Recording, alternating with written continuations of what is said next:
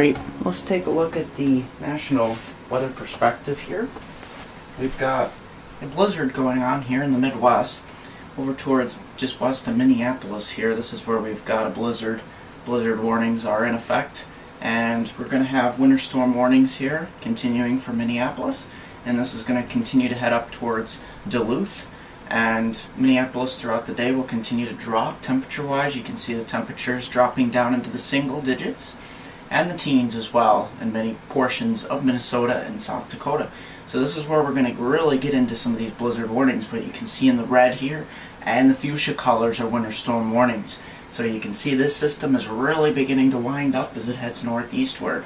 So what's going to happen with this system here in the Ohio Valley? This is going to cause some rain across the northeast and across the mid-Atlantic come tonight and heading on into the day on Monday. This low pressure over Arkansas will strengthen. You can see the 60s and 70s just south of it, and you can see 30s, 40s to the north of this front.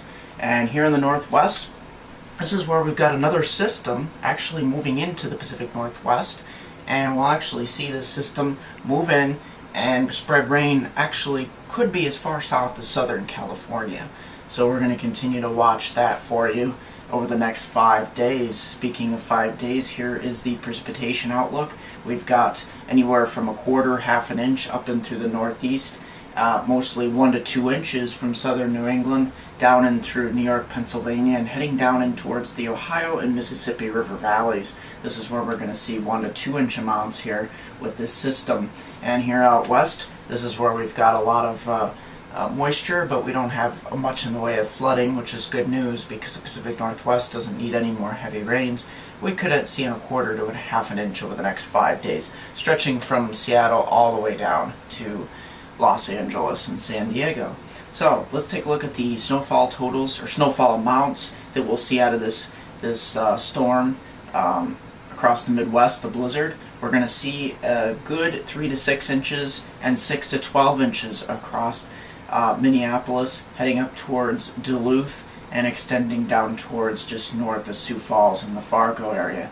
3 to 6 inches outside of that main band and stretching up across southern Ontario. In fact, southern Ontario and southern Quebec could get in on this storm too, on the order of 3 to 6 inches and anywhere from 8 to 12 inches in this stripe that you see in the fuchsia colors. So we're going to continue to watch that for you. And we also have the prospect of a December 19th storm here. Let's take a look at the possible scenario. ECMWF has switched on us again. GFS has also switched. GFS is further off the coast. It takes the low further out into the Atlantic, and here across the eastern portion of the country you can see the ECMWF, which is the one I'm following right now since the GFS doesn't seem to have its act completely together at the moment. And I really agree right now with this solution because you can see the negatively tilted trough here in the East Coast, and this system will actually be allowed to ride up the Ohio Valley and to a position just around West Virginia.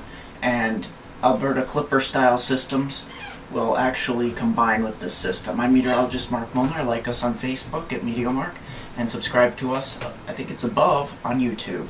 Here's a 4-day forecast for my hometown viewers from Binghamton to Elmira and the northern tier counties of Pennsylvania.